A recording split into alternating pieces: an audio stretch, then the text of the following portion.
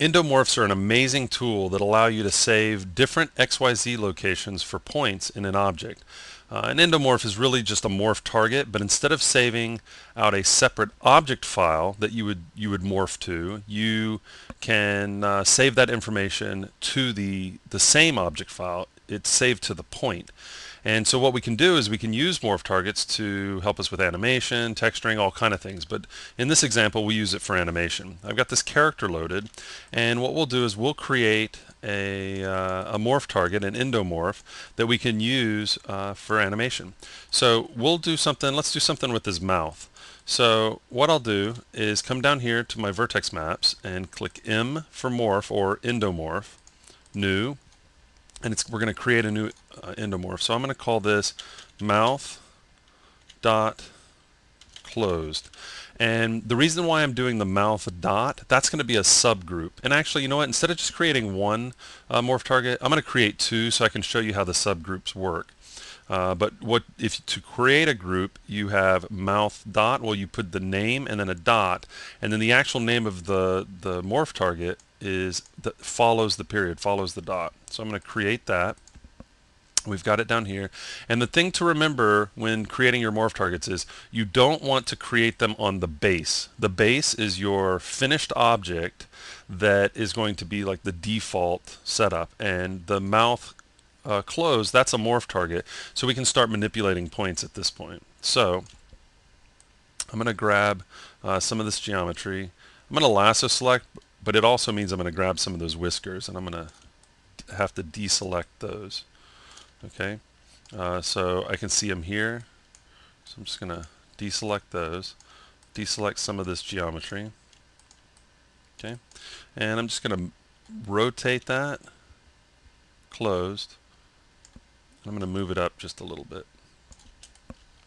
Okay. Now the thing is, when you're creating your morph targets, don't think that you have to do it all in one action. If you want, I can go in and I'm going to turn symmetry on, and I can just kind of tweak out some of the geometry. Say that when this mouth closes, I want to have all of this stuff affected. Okay. So you don't have to, it's not a one move. Like if you were going to do an eye blink, don't think that you have to just rotate that geometry in one move. You can just completely, you could do a morph of this character changing into a completely different character. You could manipulate all the points and it would work.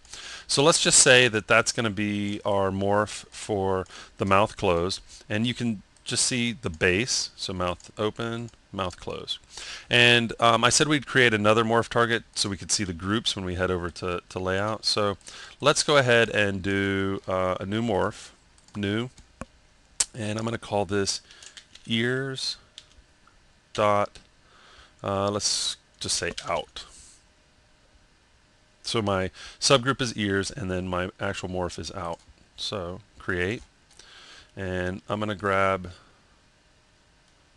some geometry on the ears, and I'm deselecting some geometry that I don't want to affect. Something like that, and I'm just gonna rotate them out a bit, like maybe he's wanting to hear something a little bit better. Okay, so I'll go back to the base. So there's our base, and he hears something, and those ears are going to flare out. And then we've got the mouth closed. Okay, but see, notice the ears jump back because the mouth closes just about the mouth. You want to separate that out, and you can do eye blinks and do separate eye blinks and do eyebrow raises, and you can have a whole collection to work with. You can twitch the nose a little bit. So let's say we're happy with this.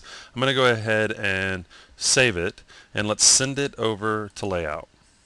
Okay, so over in layout, Shift C for selecting the camera, T for move, 6, and I'm just going to get a nice little shot here of the head. We don't need to see the whole body here.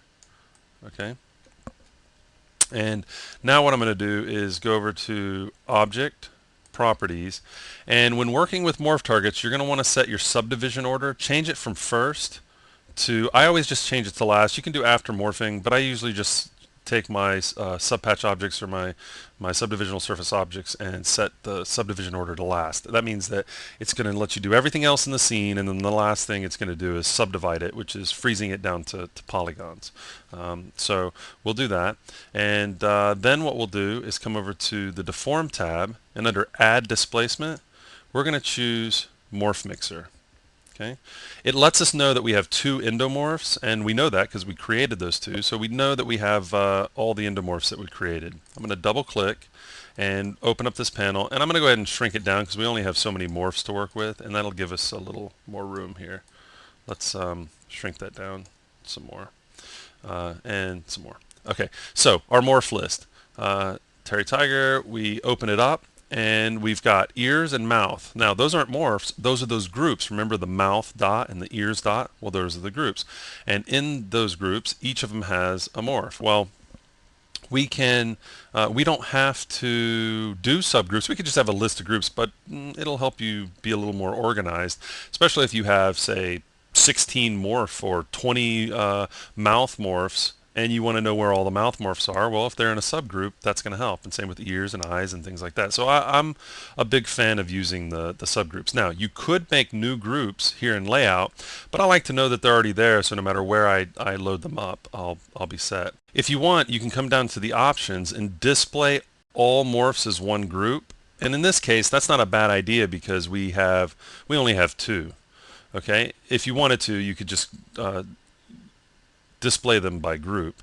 But what I'm going to do is come over to closed, and I'm going to close the mouth, and you can see down here that it's closing the mouth. Now I can use negative values, and it's going to open it up even more, and a lot of people like to use those. I try and stay away from the negative values for the most part, just because I don't have as much control. If I want to have a mouth if I want the mouth to open really wide, well, I'll make a morph that does that. But just know that it'll go in the exact opposite direction of the morph. Also know that you don't have to always use 100% of the morph.